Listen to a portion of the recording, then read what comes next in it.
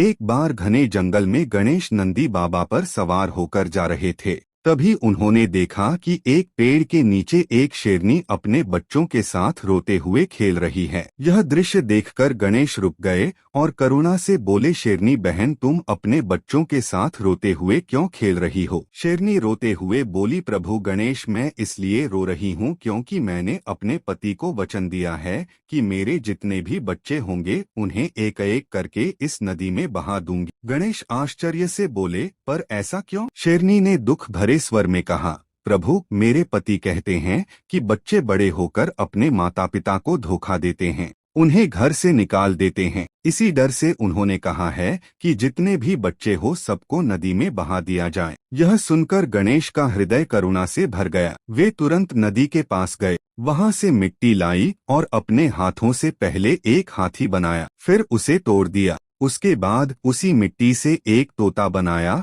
और उसे भी तोड़ दिया। फिर गणेश शेरनी से बोले, देखो मैंने क्या किया। शेरनी बोली, प्रभु, मैं कुछ समझी नहीं। तब गणेश ने समझाते हुए कहा, जिस तरह मैंने मिट्टी से जैसा बनाया वह वैसा ही बना। बिल्कुल उसी तरह तुम अपने बच्चों को जैसा संस्कार दोगी वे वैसे ही बनेंगे। बच्चे अपने आप बुरे नहीं होते, उन्हें जैसा सिखाया जाता है वे वैसा ही सीखते हैं। गणेश आगे बोले, मेरे पिता इस सृष्टि के सभी जीव जंतुओं को अपने बच्चों की तरह मानते हैं। वे सबका पालन पोषण करते हैं और सदा उनकी रक्षा करते हैं। वे कहते हैं कि इस धरती पर जो जैसा करेगा उसे वैसा ही फल मिलेगा, इसलिए वे किसी भी दुखी की सहायता करने से कभी पीछे नहीं हटते। उन्होंने शेरनी से कहा, तुम भी अपने बच्चों का अच्छे से पालन पोषण करो, उन्हें प्रेम और सही राह दिखाओ, तब वही बच्चे तुम्हारे बुढ़ापे का सहारा बनेंगे और जीवन भर तुम्हारा सम्मान करेंगे।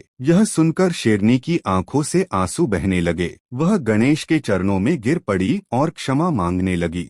उसी समय महादेव और माता पार्वती वहां पहुंचे। माता पार्वती ने गणेश को गोद में उठा लिया। महादेव मुस्कुराते हुए बोले, बेटा गणेश, तुम तो सच में सबके पिता समान हो। आज से पूरी सृष्टि तुम्हें बप्पा के नाम से जानेगी। यह सुनते ही शेर, शेरनी और उनके बच्चे खुशी से झूम उठे और गणपति बप्पा कहते हुए जय जय